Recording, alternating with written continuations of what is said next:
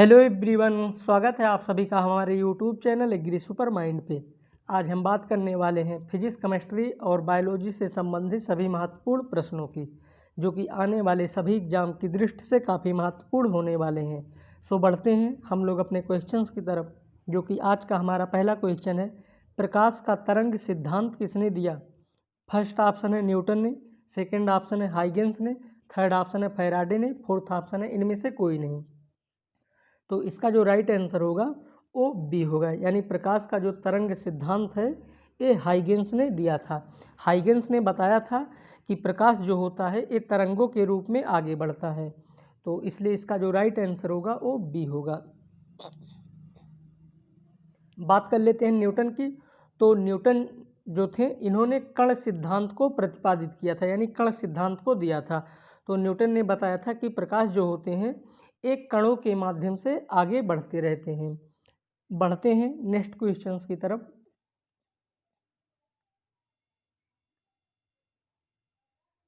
स्पष्ट दृष्टि की न्यूनतम दूरी होती है। फर्स्ट ऑप्शन है 25 सेंटीमीटर, सेकेंड ऑप्शन है 5 सेंटीमीटर, थर्ड ऑप्शन है 75 सेंटीमीटर, फोर्थ ऑप्शन है 100 सेंटीमीटर। तो स्पष्ट दृष्टि की जो न्यूनतम दूरी होती है ये 25 सेंटीमीटर होती है, यानी 25 सेंटीमीटर की दूरी से किसी भी वस्तु को अच्छी तरह से देखा जा सकता है, इसलिए इसका जो राइट आंसर होगा वो ए होगा। बढ़ते हैं नेक्स्ट क्वेश्चंस की तरफ।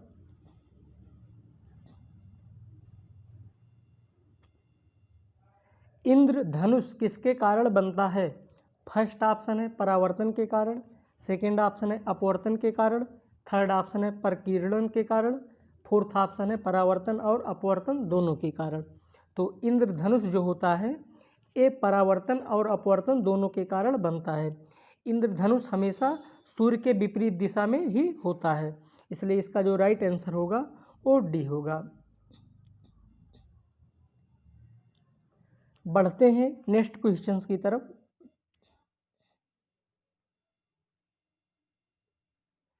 प्रकाश का किसी सतह से टकराकर उसी माध्यम में लौट जाना क्या कहलाता है? फर्स्ट ऑप्शन है परावर्तन, सेकेंड ऑप्शन है अपवर्तन, थर्ड ऑप्शन है ध्रुवण, फोर्थ ऑप्शन है विवर्तन। तो प्रकाश जो होता है जब एक किसी सतह से टकराकर, यानी इंसिडेंट लाइट जो है यानी सूर्य से आने वाली किरणें और किसी सतह से टकराकर पुनः उसी दिशा में लौट जाने वाली जो किरणें होती हैं इनको हम लोग परावर्तन बोलते हैं, इसलिए इसका जो राइट आंसर होगा वो ए होगा। बढ़ते हैं नेक्स्ट क्वेश्चंस की तरफ।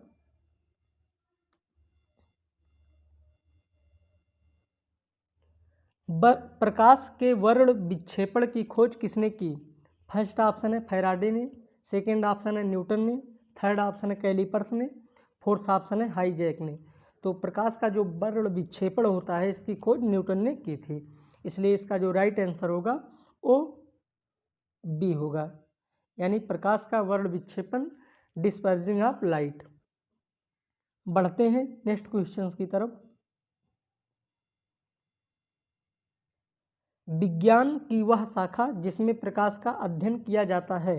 फर्स्ट ऑप्शन है फ्रेनोलॉजी, सेकेंड ऑप्शन है फोटोलॉजी, थर्ड ऑप्शन है पेडोलॉजी, फोर्थ ऑप्शन है इनमें से कोई नहीं। तो विज्ञान की वह शाखा जिसमें प्रकाश का अध्ययन, तो यहाँ पे फोटोलॉजी, फोटोलॉजी से ही पता लग रहा होगा कि इसमें हम लोग प्रकाश का अध्ययन करते हैं, इसलिए इसका जो राइट आंसर होगा वो बी होगा। और पेडोलॉजी जो होता है इसमें हम लोग सॉइल का अध्ययन करते हैं। बढ़ते हैं नेक्स्ट क्वेश्चंस की तरफ।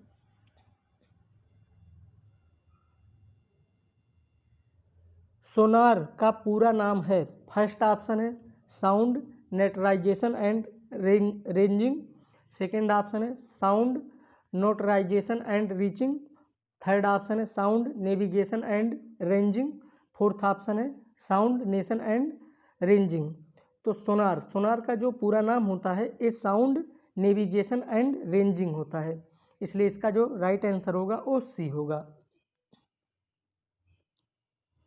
और सोनार का काम क्या होता है कि ये समुद्र में जो पनडुब्बियाँ होती हैं इनकी गहराई को मापने के लिए, या समुद्र में जो हिमपिंड होते हैं उनको पता लगाने के लिए सोनार का उपयोग किया जाता है। या फिर जो पनडुब्बियाँ पहले से डूब चुकी होती हैं समुद्र में, उनका भी पता लगाने के लिए हम लोग सोनार का उपयोग करते हैं। बढ़ते हैं नेक्स्ट क्वेश्चंस की तरफ। ज्योति फ्लक्स का मात्रक है। फर्स्ट ऑप्शन है हेनरी, सेकंड ऑप्शन है पास्कल, थर्ड ऑप्शन है ओम, फोर्थ ऑप्शन है ल्यूमेन। तो यहाँ पे मतलब बात हो रहा है कि ज्योति फ्लक्स का मात्रक क्या है। तो ज्योति फ्लक्स का जो मात्रक होता है वो ल्यूमेन होता है, इसलिए इसका जो राइट आंसर होगा वो डी होगा। बढ़ते हैं नेक्स्ट क्वेश्चंस की तरफ।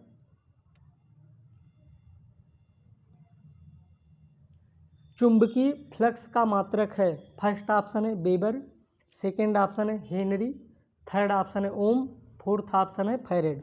तो चुंबकीय फ्लक्स का जो मात्रक होता है वो वेबर होता है, इसलिए इसका जो राइट आंसर होगा वो ए होगा। बढ़ते हैं नेक्स्ट क्वेश्चंस की तरफ। लंबाई का मात्रक है। फर्स्ट ऑप्शन है मीटर, सेकंड ऑप्शन है सेकंड, थर्ड ऑप्शन है वेबर, फोर्थ ऑप्शन है न्यूटन। तो लंबाई का जो मात्रक होता है ये मीटर होता है, इसलिए इसका जो राइट आंसर होगा वो ए होगा। बढ़ते हैं नेक्स्ट क्वेश्चंस की तरफ।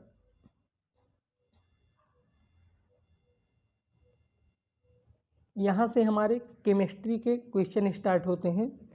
किस पदार्थ की विद्युत चालकता सर्वाधिक है। फर्स्ट ऑप्शन है हीरा, सेकंड ऑप्शन है चांदी, थर्ड ऑप्शन है ग्रेफाइट, फोर्थ ऑप्शन है लकड़ी। तो इसका जो राइट आंसर होगा वो बी होगा, यानी चांदी जो होती है इसकी विद्युत चालकता सबसे ज़्यादा होती है, यानी कंडक्टिविटी ऑफ इलेक्ट्रिक जो होता है वो सबसे ज़्यादा चांदी की होती है। तो इसलिए इसका जो राइट आंसर होगा वो बी होगा। बढ़ते हैं नेक्स्ट क्वेश्चंस की तरफ।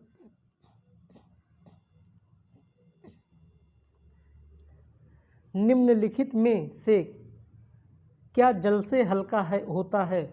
फर्स्ट ऑप्शन है एल्युमिनियम, सेकंड ऑप्शन है सोडियम, थर्ड ऑप्शन है मैग्नीशियम, फोर्थ ऑप्शन है मैग्नीज।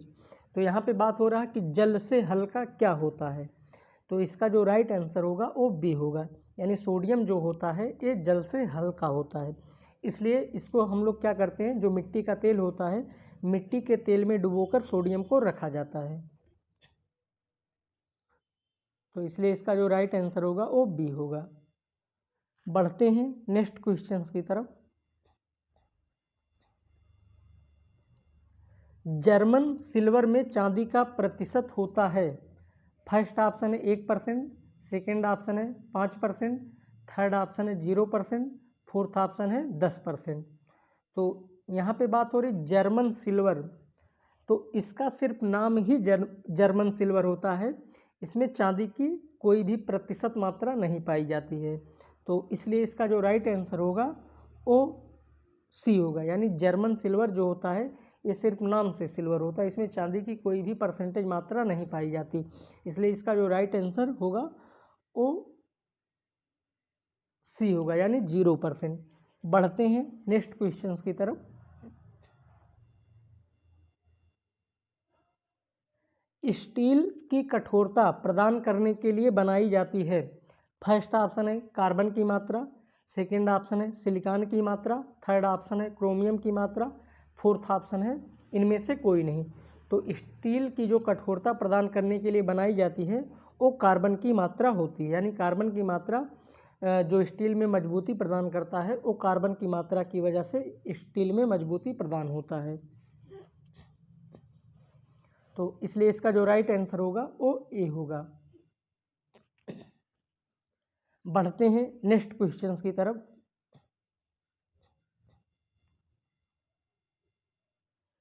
स्टील में कितना कार्बन होता है। फर्स्ट ऑप्शन है 0.1 से 2%, सेकेंड ऑप्शन है 7 से 10%, थर्ड ऑप्शन है 10 से 15%, फोर्थ ऑप्शन है 0। तो स्टील में जो कार्बन का प्रतिशत मात्रा होता है वो 0.1 से 2% होता है, यही कार्बन की मात्रा स्टील को मजबूती प्रदान करता है, इसलिए इसका जो राइट आंसर होगा वो ए होगा। बढ़ते हैं नेक्स्ट क्वेश्चंस की तरफ। जंग लगने पर लोहे का भार फर्स्ट ऑप्शन है बढ़ता है, सेकंड ऑप्शन है घटता है, थर्ड ऑप्शन वही रहता है, फोर्थ ऑप्शन है इनमें से कोई नहीं। तो जब कोई लोहा होता है उसमें जंग लग जाता है तो जंग लगने के बाद लोहे का जो भार होता है वो बढ़ जाता है, इसलिए इसका जो राइट आंसर होगा वो ए होगा। फिर क्या होता है, जब जंग मतलब ज़्यादा लग जाता है, जंग लगने के काफ़ी टाइम बाद जो होता है लोहा धीरे धीरे खोखला होने लगता है, तब उस वक्त भार घटता है, लेकिन जब जंग लगने के दौरान उसका भार बढ़ जाता है। बढ़ते हैं नेक्स्ट क्वेश्चंस की तरफ। निम्न में से किसमें कार्बन मिलता है? फर्स्ट ऑप्शन है लिग्नाइट, सेकंड ऑप्शन है टिन, थर्ड ऑप्शन है चांदी, फोर्थ ऑप्शन है लोहा। तो इसमें जो लिग्नाइट होता है इसमें कार्बन पाया जाता है, बाकी टिन, चांदी और जो लोहा होता है इसमें कार्बन नहीं पाया जाता। तो इसलिए इसका जो राइट आंसर होगा वो ए होगा। बढ़ते हैं नेक्स्ट क्वेश्चंस की तरफ। पेंसिल का लेड है, फर्स्ट ऑप्शन है ग्रेफाइट, सेकंड ऑप्शन है चारकोल, थर्ड ऑप्शन है लैंप ब्लैक, फोर्थ ऑप्शन है कोयला। तो पेंसिल का जो लेड होता है वो ग्रेफाइट होता है, यानी जो पेंसिल होती है जिससे जो काला काला एक राड नुमा निकला होता है जिससे हम लिखते हैं, वो क्या होता है? ग्रेफाइट होता है। तो इसलिए इसका जो राइट आंसर होगा वो ए होगा। बढ़ते हैं नेक्स्ट क्वेश्चंस की तरफ। टेफ्लॉन क्या है? फर्स्ट ऑप्शन है फ्लोरोकार्बन, सेकेंड ऑप्शन है हाइड्रोकार्बन, थर्ड ऑप्शन है रोगाणुनाशक, फोर्थ ऑप्शन है कीटनाशक। तो टेफ्लॉन जो होता है ये एक प्रकार का फ्लोरोकार्बन होता है, इसलिए इसका जो राइट आंसर होगा वो ए होगा। जो इंडक्शन के बर्तन होते हैं उनमें जो काले कलर की कोटिंग की जाती है, आप देखते होंगे इंडक्शन का जो बर्तन होता है उसमें काले कलर की कोटिंग की जाती है, तो उसी को हम लोग टेफ्लॉन बोलते हैं। और टेफ्लॉन जो होता है एक फ्लोरोकार्बन होता है, इसलिए इसका जो राइट आंसर होगा वो ए होगा। बढ़ते हैं नेक्स्ट क्वेश्चंस की तरफ।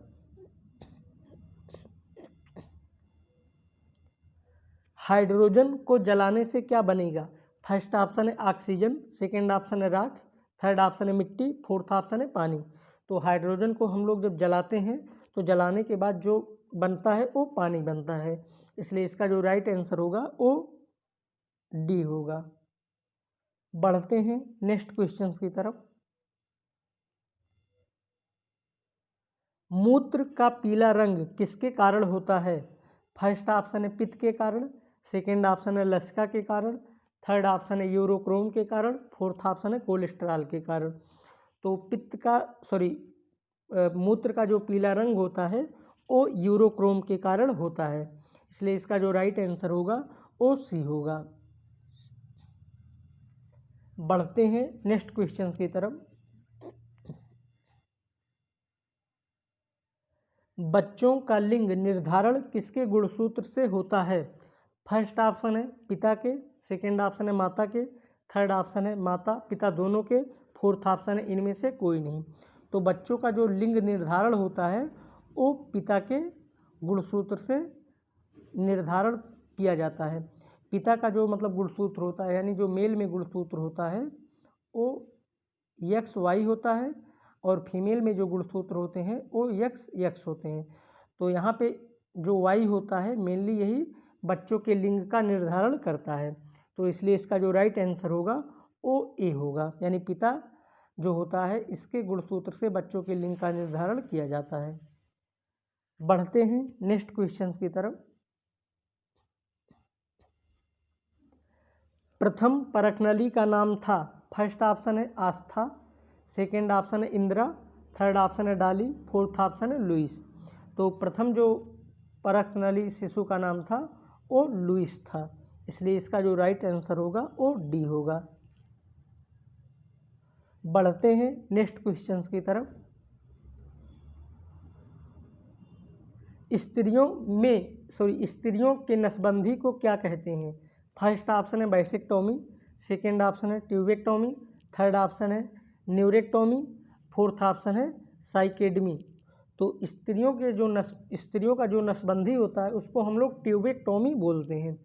ट्यूबेक्टोमी में क्या होता है कि जो फीमेल की जो मतलब स्त्रियां होती हैं उनमें जो फैलोपियन ट्यूब होता है उसको काट कर बांध दिया जाता है, और इसी के और जो स्त्रियों की नसबंदी होती है इसी को हम लोग ट्यूबेक्टोमी बोलते हैं। इसलिए इसका जो राइट आंसर होगा वो बी होगा।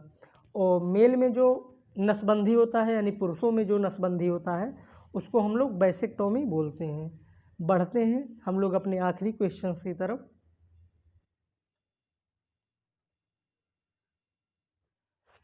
कंकाल के मांसपेशियों की अनुमानित संख्या होती है। फर्स्ट ऑप्शन है 206, सेकेंड ऑप्शन है 200, थर्ड ऑप्शन है 500 और फोर्थ ऑप्शन है 700। तो कंकाल में जो मांसपेशियों की अनुमानित संख्या होती है वो 700 होती है, इसलिए इसका जो राइट आंसर होगा वो डी होगा। अगर हम लोग एग्जैक्ट की बात करते हैं तो एग्जैक्ट लगभग 639 के आसपास में होती है। तो आज का हमारा वीडियो यहीं तक, मिलते हैं नेक्स्ट वीडियो में, तब तक के लिए good luck, take care, bye bye.